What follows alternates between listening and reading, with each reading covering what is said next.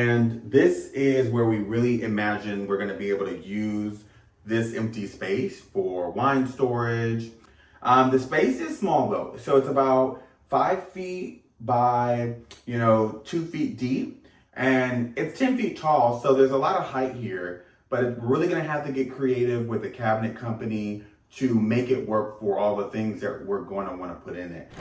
Welcome to our new wine space. Before we get too far into the space, I want to say thank you all for joining us so far on our journey. If you're not subscribed, make sure you hit that subscription button. If you like the video, please put a thumbs up and tell us what you think.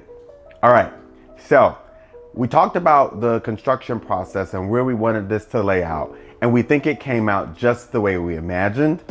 It took about 4 to 6 weeks for all the cabinets to come together. You see a little bit of the install process happening. And we really thought it was important that overall our cabinets matched the original cabinets that you can see over in our conversation room.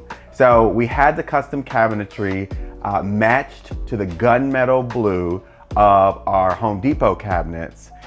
So even though these cabinets were built 5 years apart, they look like they go seamlessly together. So going through a little bit of the layout of the space, we talked about how the wine room would also be functional for us because this is the area that goes right into our garage. So on the left-hand side, we've got our inset cabinet drawers. So this is the second time we've done an inset. The first one was in our bathroom, so take a look at that. The first area, we've got 3 drawers. The first for kind of our wine accoutrements, the things that like help us open our wine, just a little bit of the things that we need from a day-to-day perspective.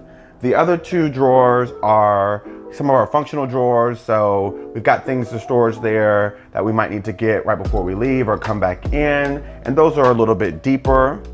Up at the top, we've just got general storage for, in the future, some glasses. We've got some of our outdoor plates and things as well.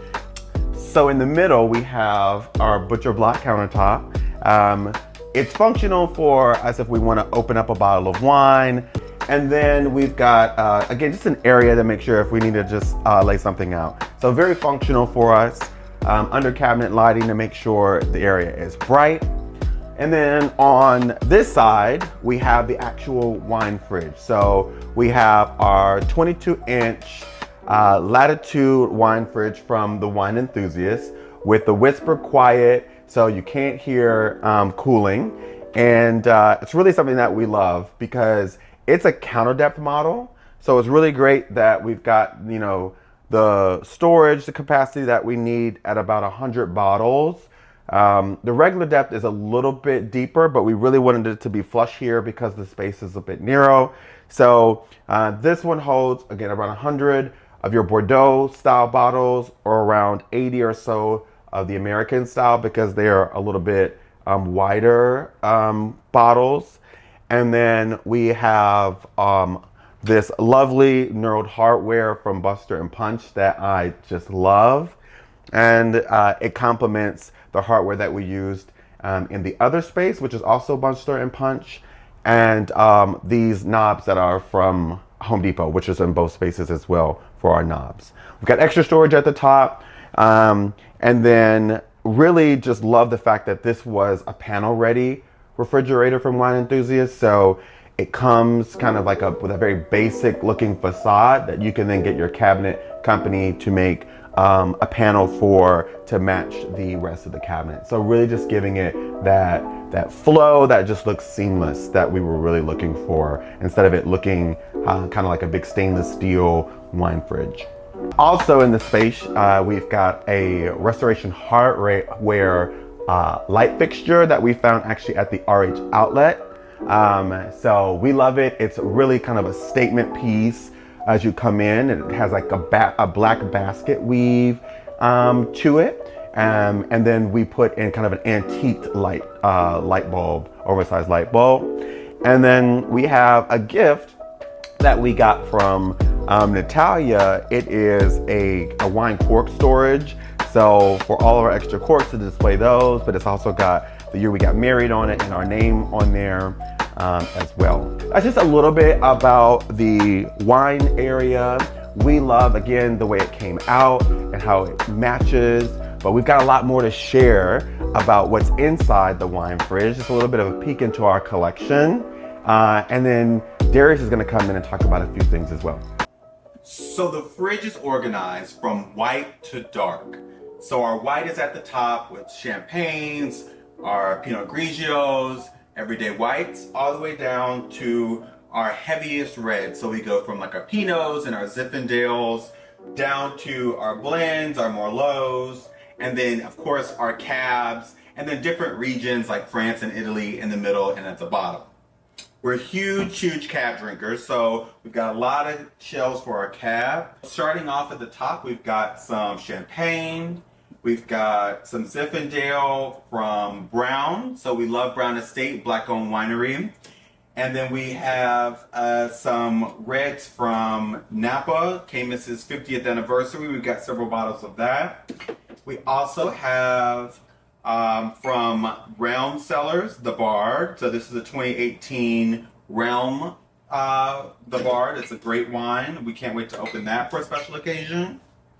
We also have one of my favorite bottles was a gift from Darius. When I graduated with my MBA, he got me a bottle of SLV from Stag's Leap from 2009. This is the year I graduated high school. So it's really special. It's really in its prime window, ready to drink right now. So this is probably going to be phenomenal in the next year or so. And then William Cole, a new winery that we really enjoy from Napa that's new to us. And then we have Italian. So we love Italy. We spent our honeymoon there. We just love Italian wine. So, you know, one of my favorites, of course, Sassicaia, a 2021 bottle. So that won't be ready to drink for probably another 20 years. And then something I think is really ready to drink pretty soon is Tignan Yellow, another just phenomenal, one of our favorite wines from the Antinori family. And then we go into our French section. We don't have a ton from France right now. I've already talked about this. We're going to France in a couple weeks, so excited about that. We'll get some more wine while we're there. And then just a ton of reds from Napa. So more SLV, more Scribe, Schaefer, and yeah. So just a couple of things that we have in the wine cellar. So we talk a lot about wine, but we don't talk about why we like wine. And so I won't go too in depth, but the bottle of wine that really changed our perspective forever on and our appreciation for wine in general is Trefethen that we had in Denver several years ago. And so since then, we collect every vintage that we can get our hands on of Trefethen, which is a Napa Valley Cabernet. And we just really love it. So the last of the special bottles that I'll talk about. So we've walked through the layout of our new wine bar, a little bit on the insides of the wine fridge itself and some of our favorite bottles. But it wouldn't be a renovation video without your favorite talking about the technology in the space and how it all works. Darius? Okay, so of course I wanted to ensure that we can incorporate the latest and greatest technology into the space. We installed Lutron lighting into the space so that we can incorporate both smart features in terms of being able to control it from our phones as well as motion sensitivity, so that as soon as we walk into the space we can automatically illuminate it. In addition to that, we also installed Philips Hue lighting under the actual cabinets themselves so that we could have lighting that we could change depending on the environment and the mood. So we can change this with the seasons, with the occasions, just to create a different level of ambiance and experience into the space. So we also have a smart wine fridge that Chris previously talked about. So the fridge itself is also connected. We have a Wine Enthusiast app that we can use to control all the functionalities of the fridge itself. So whether it's adjusting the lighting on the fridge to match the mood, adjusting the brightness of the lighting, we can also look at the actual temperature of the wine fridge and monitor our overall cellar health just to make sure that we're aging the wine in ideal conditions. We can look at humidity levels to make sure we have the proper humidity and make adjustments as needed.